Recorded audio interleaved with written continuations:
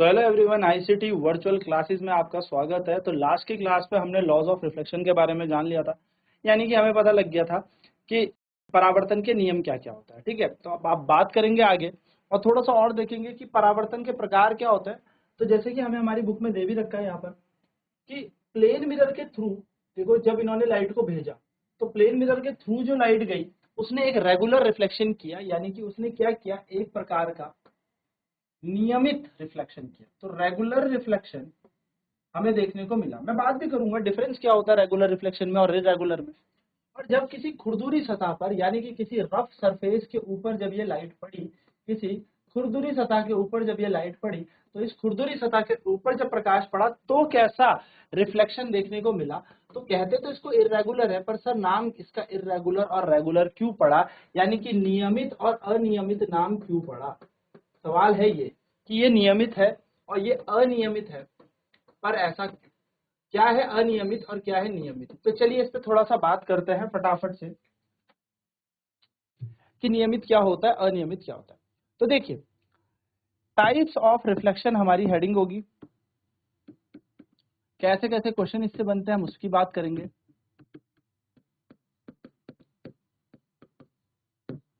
यानी कि परावर्तन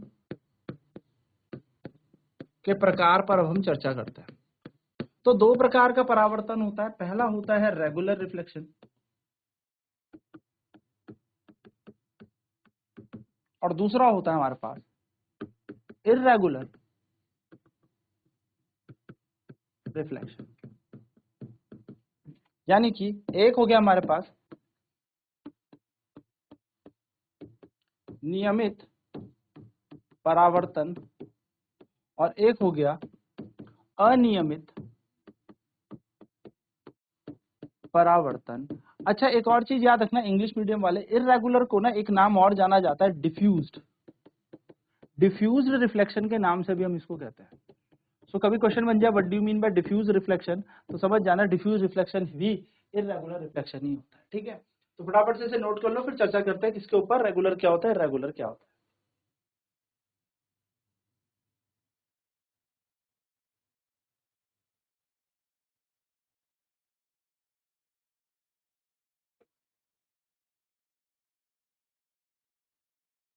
बात फटाफट कर लेते हैं, रेगुलर रिफ्लेक्शन क्या होता है। तो रेगुलर रिफ्लेक्शन की हम बात करें,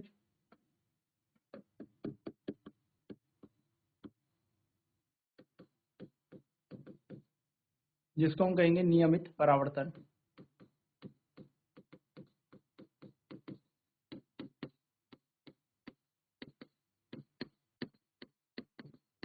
तो नियमित परावर्तन में होगा क्या, देखो जैसे इसका डायग्राम बनाऊं मैं, जैसे आपको ये दिखेगा सरफेस है।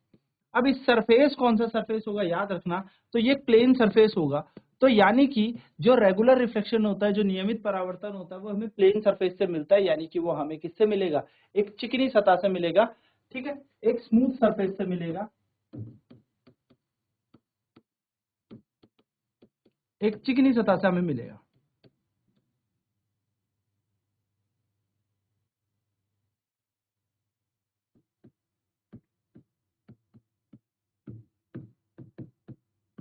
ठीक है, चिकनी सतह से हमें ये मिलता है। चिकनी सतह का सबसे अच्छा उदाहरण होता है हमारे पास समतल दर्पण, ये हमारे पास अभिलंब है। ठीक है, अब देखो जरा अभिलंब को बाद में बनाते हैं। माना यहां से एक इंसिडेंट रे आई, आपतित किरण आई, ये एक दूसरी आपतित किरण है, ये एक तीसरी आपतित किरण है। ठीक है, तीन आपतित किरण है, तीन इंसिडेंट रे है। आप देख रहे होंगे ये तीनों के तीनों आपस में पैरेलल है, ये तीनों के तीनों आपस में समांतर है। अब जब ये लाइट यहाँ से टकरा के जाएगी तो रिफ्लेक्टेड एंगल, रिफ्लेक्टेड रे बनेगी। तो दूसरी टकरा के जाएगी, दूसरी रिफ्लेक्टेड, तीसरी टकरा के गई, तीसरी रिफ्लेक्टेड। तो आप देखोगे ये इंसिडेंट रे 1 थी, ये इंसिडेंट रे 2 थी, ये इंसिडेंट रे 3 थी। वहीं पर आप यहाँ पे देखेंगे कि ये रिफ्लेक्टेड रे 1 थी, ये रिफ्लेक्टेड रे 2 थी, ये रिफ्लेक्टेड रे 3 थी। यानी कि ये आपतित किरण पहली थी, ये आपतित किरण दूसरी थी और ये आपतित किरण तीसरी थी। वहीं पर बात करूं तो ये परावर्तित किरण पहली हो गई, परावर्तित किरण दूसरी और परावर्तित तीसरी। आप क्या देखेंगे कि यहाँ पर इंसिडेंट रे जितनी भी आपतित किरणें हैं, all the incident ray, all the incident rays are parallel to each other। and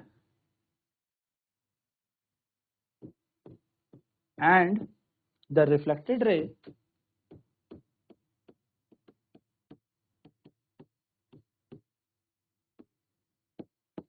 are also parallel to each other. हम इसे रेज भी कह सकते हैं, ठीक है। तो जितनी आपतित किरणें आ रही थी, जितनी इंसिडेंट रे आ रही थी, वो सारी आपस में अगर समांतर थी, तो जितनी परावर्तित किरणें गई ये भी आपस में समांतर है, यानी कि इनके बीच का गैप बराबर बराबर चलेगा। तो इसको कहते हैं हम एक रेगुलर रिफ्लेक्शन। आपको ये डायग्राम बना के आना है, ठीक है। तो हम यहाँ पे क्या कह रहे हैं, हम यहाँ पे यही कह रहे हैं, सारी आपतित किरणें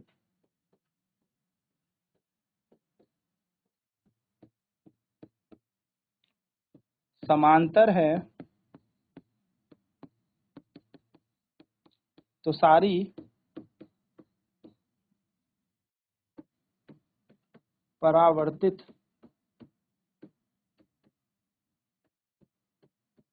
किरणें भी समांतर ही हैं, ये समांतर ही होंगी। यदि आपको ऐसा देखने को मिलेगा तो it is a perfect example of a regular reflection. ये एक रेगुलर रिफ्लेक्शन का उदाहरण है। जल्दी से इसे नोट कर लें।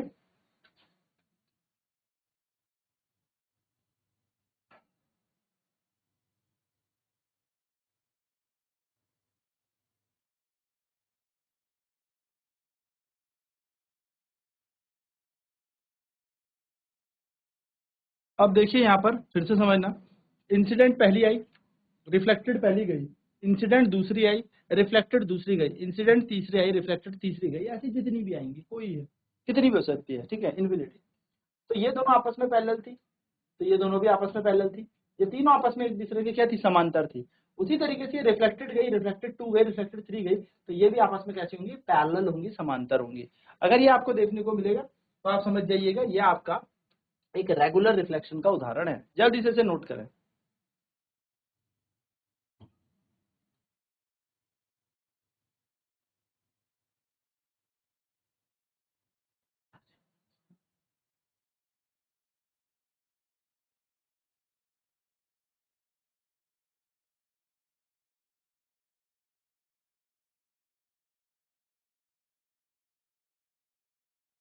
चलिए एक छोटा सा नोट और डालेंगे, यहाँ पर ध्यान देंगे।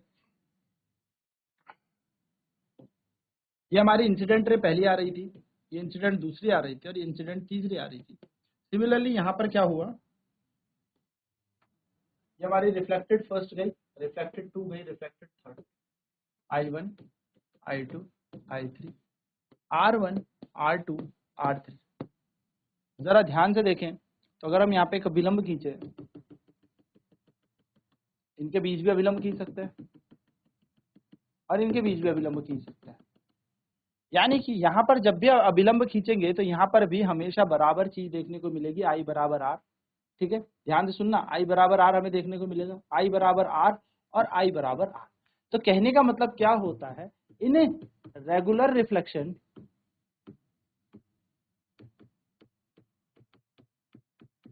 लॉज ऑफ रिफ्लेक्शन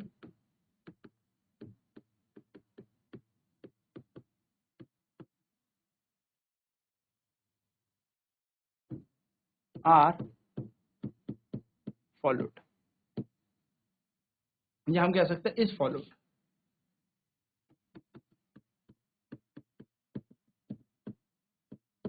क्या कहा, रेगुलर रिफ्लेक्शन यानी कि नियमित परावर्तन में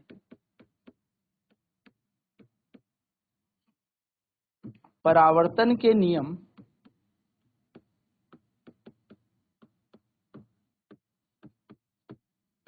का पालन होता है। ठीक है, क्या होते हैं परावर्तन के नियम, तो दो नियम बताए थे। पहला कह रहा था incident ray, reflected ray, normal all lie in the same plane, यानी कि आपतित किरण, परावर्तित किरण और अभिलंब एक ही समतल पर यहाँ पड़ते हैं। और दूसरा लॉ कहता है angle of incidence is equal to angle of reflection, यानी कि आपतित कोण और परावर्तित कोण समान होता है ना। तो ये यहाँ पर फॉलो होता है, जल्दी से इसे नोट कर ले, फिर हम यहाँ पे लिखेंगे, पहले से नोट कर ले फिर आगे बढ़ते हैं।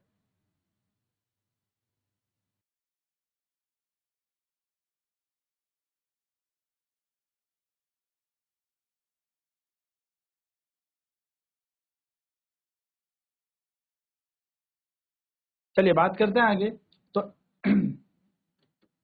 तो एग्जाम्पल कहाँ कहाँ से हमें रेगुलर रिफ्लेक्शन मिलेगा।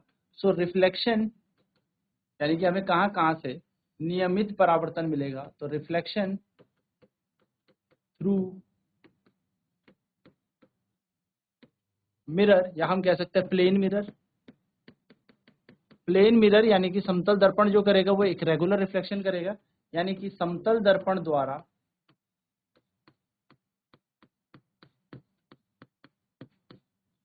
हमें नियमित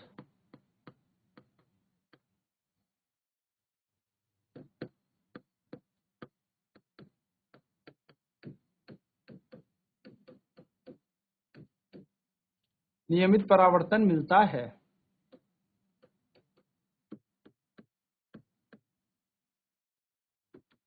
उसी प्रकार से अगर मैं बात करूं स्फेरिकल मिरर,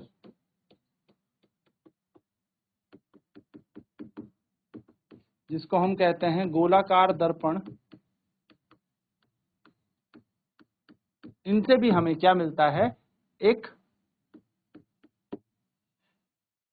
रिफ्लेक्शन मिलता है, रेगुलर रिफ्लेक्शन मिलता है, नियमित रिफ्लेक्शन यानी कि नियमित परावर्तन हमें मिलता है। ठीक है, नोट करें। फिर बात करते हैं अब अनियमित की, अब हम बात करेंगे इर्रेगुलर रिफ्लेक्शन की।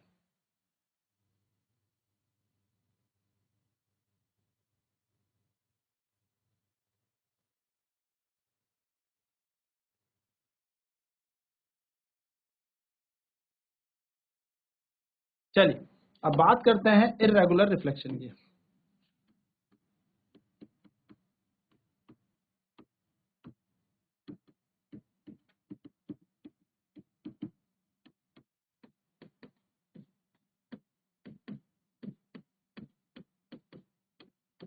अनियमित परावर्तन,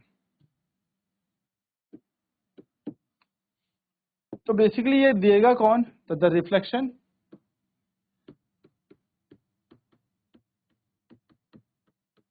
obtained by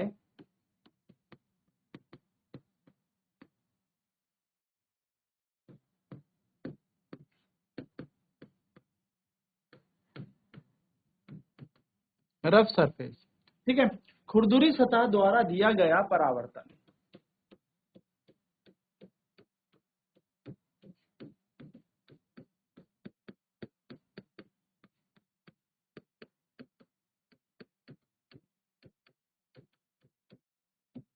तो जो खुरदुरी सतह देती है वो कैसा परावर्तन देती है, इरेगुलर, जिसको हम दूसरा नाम क्या बोलते हैं इंग्लिश में, एक और नाम होता है डिफ्यूज, डिफ्यूज्ड रिफ्लेक्शन। ना खुरदुरी सतह होगी तो कुछ इस प्रकार से होगी, टेढ़ी मेढ़ी, ठीक है, एकदम रैंडम नहीं होगी, मतलब बहुत ही ज्यादा सीधी नहीं होगी, खुरदुरी सतह इसी तरह से बनती है, ऐसे खुरदुरी सतह है कोई। अब यहाँ पर क्या होगा देखो, इंसिडेंट रे आई, दूसरी इंसिडेंट रे आई, तीसरी इंसिडेंट रे आई, यानी कि हुआ क्या यहाँ पर, आपतित किरण आती गई, तो पहली आपतित किरण, दूसरी आपतित किरण, तीसरी आपतित किरण, और यहां से जब लाइट टकरा के गई तो कुछ इस तरीके से गई, यानी कि पहली रिफ्लेक्टेड रे, दूसरी और तीसरी, यहां कुछ इस प्रकार से हुआ, यानी कि यहां पर जितनी भी आपतित किरण थी वो तो आपस में पैरेलल थी, वो समांतर थी, लेकिन जो रिफ्लेक्टेड थी यानी कि जो परावर्तित थी वो आपस में समांतर नहीं होंगी। तो इंसिडेंट से हमें कोई लेना देना नहीं है, हमें लेना देना है किससे, रिफ्लेक्टेड से। तो यहां पर या हम कह सकते हैं here all the reflected raise,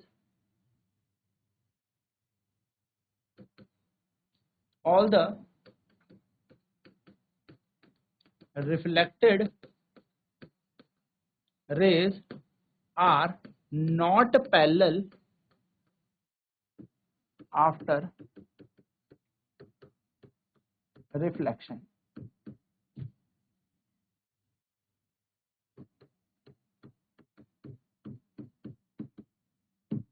यानी कि यहां पर क्या कह रहे हैं, यहां पर कह रहा है यहां पर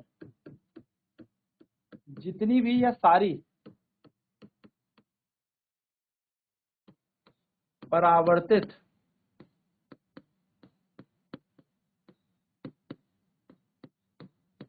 किरणें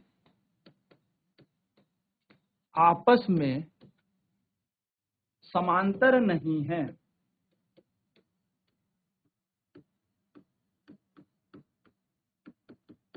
यहाँ पे समांतर नहीं होंगी, पैरेलल नहीं होंगी। जैसे आप देख रहे हो पैरेलल बिल्कुल नहीं है।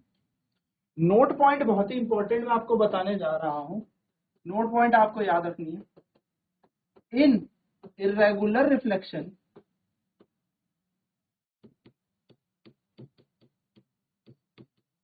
Laws of reflection are followed. यानी कि रिफ्लेक्शन किसी भी प्रकार का हो, परावर्तन किसी भी प्रकार का हो, लॉ ऑफ रिफ्लेक्शन यानी कि परावर्तन के नियम का पालन तो जरूर करेगा, चाहे परावर्तन किसी भी प्रकार। ठीक है, यानी कि अनियमित परावर्तन में भी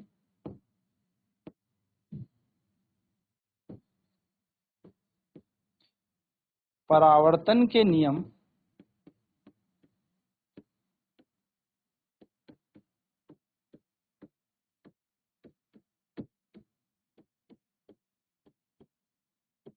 का पालन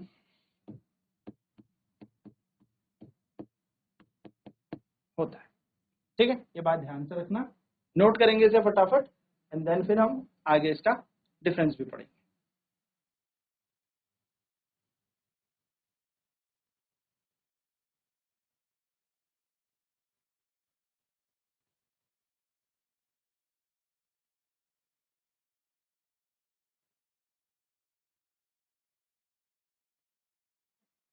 तो जो रिफ्लेक्शन हमें रफ सरफेसेस से मिलेगा यानी कि खुरदुरी सतह से मिलेगा, वो कैसा होगा, इररेगुलर रिफ्लेक्शन, अनियमित। तो अनियमित में क्या होगा, जितनी भी रिफ्लेक्टेड रे हैं ये आपस में क्या नहीं होंगी, पैरेलल नहीं होंगी, यानी कि जितनी भी परावर्तित किरणें हैं आपस में समांतर नहीं होंगी। इसीलिए रेगुलर रिफ्लेक्शन याद रखेंगे कि इसमें समांतर नहीं होंगे। और दूसरी चीज नोट पॉइंट ये है कि इररेगुलर रिफ्लेक्शन यानी कि इररेगुलर अनियमित में लॉज ऑफ रिफ्लेक्शन का फॉलो जरूर होगा। बहुत सारे बच्चों को ये गड़बड़ी रहती है कि अच्छा इररेगुलर में रिफ्लेक्शन के लॉ का पालन नहीं होगा, रेगुलर में होगा, बट ऐसा नहीं होता। रिफ्लेक्शन किसी भी प्रकार का, चाहे लाइट का हो चाहे ध्वनि का हो, यानी कि प्रकाश का हो चाहे ध्वनि का, फॉलो हमेशा होते हैं लॉज ऑफ रिफ्लेक्शन। यानी कि यहाँ पर हमेशा याद रखना है कि परावर्तन के नियम का पालन होगा ही होगा, चाहे वो साउंड का रिफ्लेक्शन हो चाहे वो लाइट का रिफ्लेक्शन हो। ये बात आपको ध्यान में रखनी है। ठीक है, जल्दी से इसे भी नोट कर ले, फिर आगे बढ़ते हैं।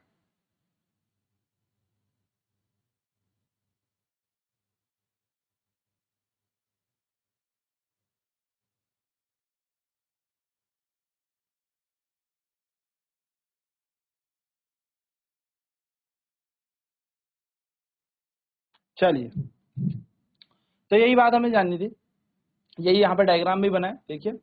ठीक है, तो रेगुलर में क्या होगा, जितनी भी इंसिडेंट रहे वो पैरेलल होंगी तो रिफ्लेक्टेड रे भी पैरेलल हो जाएंगी। इररेगुलर में क्या होगा, इंसिडेंट तो पैरेलल थी लेकिन रिफ्लेक्टेड आपस में पैरेलल नहीं थी। सो यही है। तो when all the parallel raise,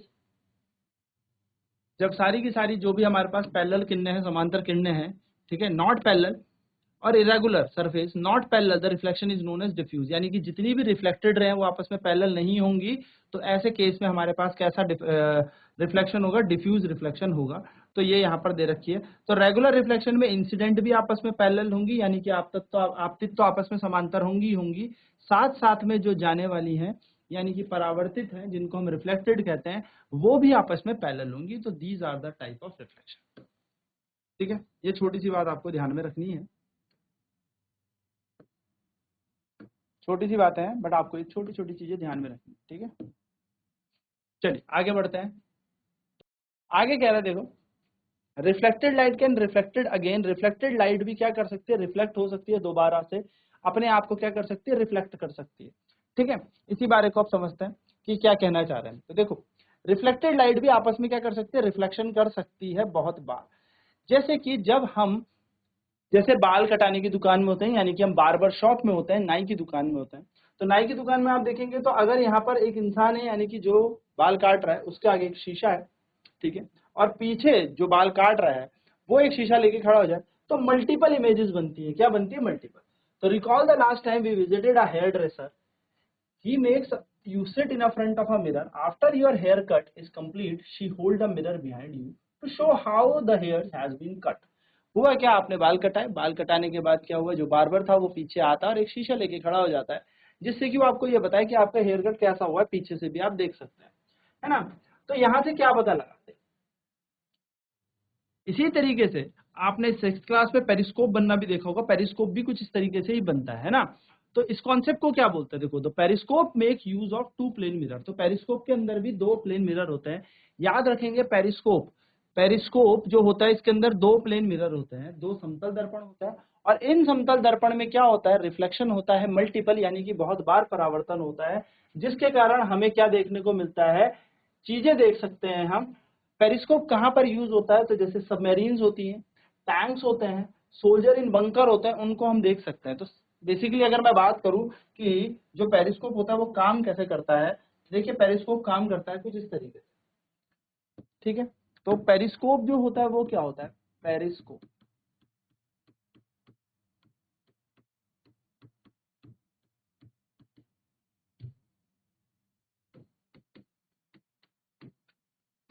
periscope basically दो प्लेन मिरर से मिलके बना है, ठीक है। टू प्लेन मिरर, दो समतल दर्पण इसके अंदर होता है,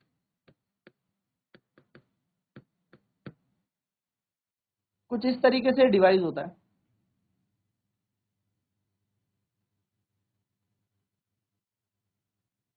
एक समतल दर्पण इसमें यहां लगाया जाता है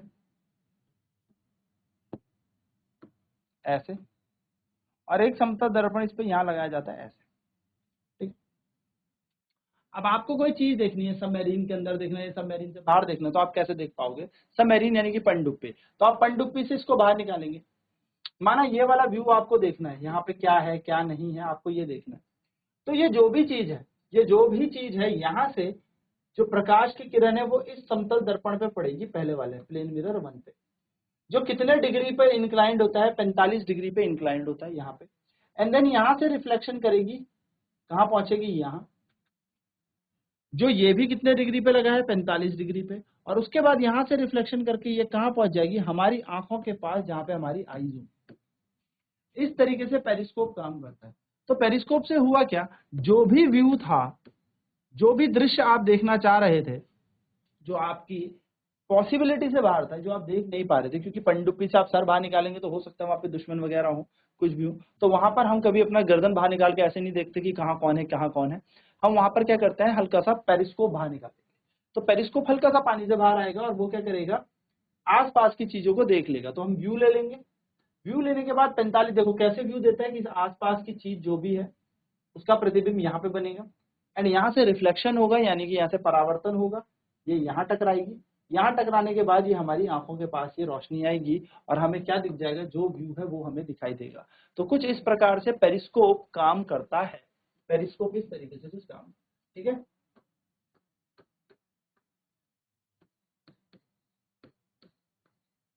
तो पेरिस्कोप किस पे होता है, पेरिस्कोप में दो प्लेन मिरर, यानी कि दो समतल दर्पण लगे होते हैं। क्या करता है, मल्टीपल रिफ्लेक्शंस करता है, बहुत बार परावर्तन करता है, मल्टीपल, बहु बहु परावर्तन करता है, यानी कि बहुत बार क्या करता है, परावर्तन करता है, ठीक है। जल्दी से नोट कर लें, डायग्राम बनाना चाहे तो बना ले, जिससे आपको हल्का फुल्का आइडिया रहे कि प्लेन मिरर कैसे लगे रहते हैं और क्या होता है पेरिस्कोप।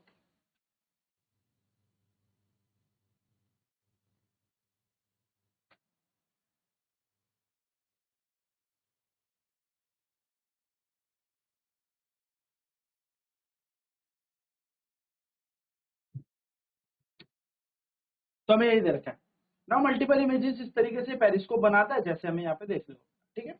इसी प्रकार से हमारे पास जब हम दो प्लेन मिरर को रखेंगे देखो एक दूसरे के साथ, तो कुछ मल्टीपल इमेजेस बनेंगी। जैसे यहाँ पर देखो कितनी बन रही है, 1 2 3 इमेजेस देखने को बनी है ना।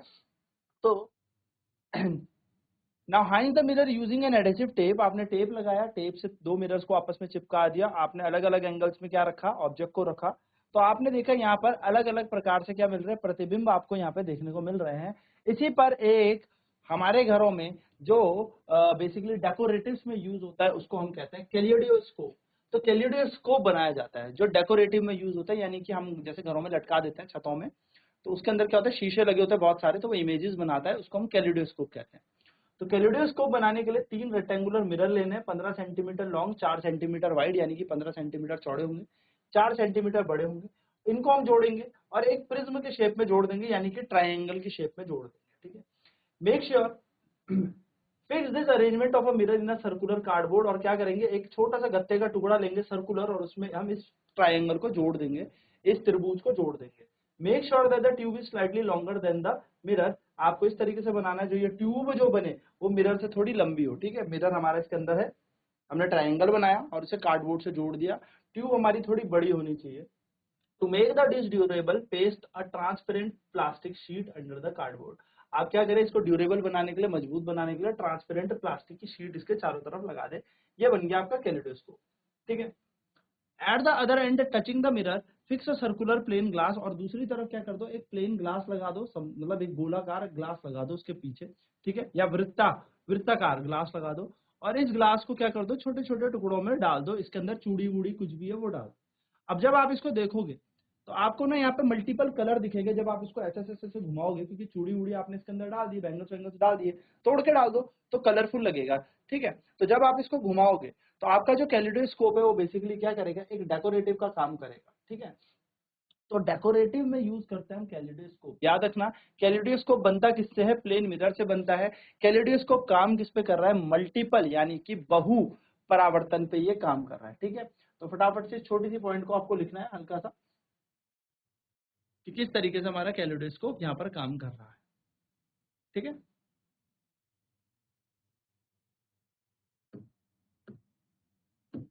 तो हम यहाँ पे लिखेंगे,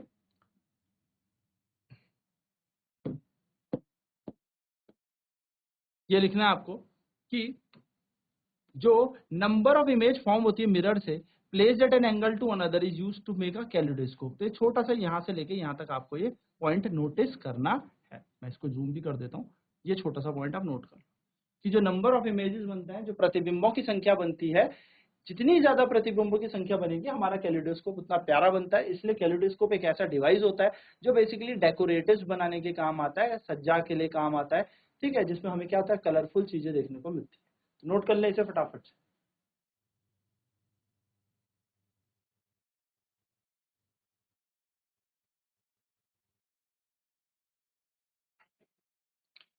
तो आई होप ये सारी की सारी चीजें आपको समझ में आई होगी। तो आईसीटी वर्चुअल क्लासेस में जुड़ने के लिए धन्यवाद। आपका दिन शुभ हो।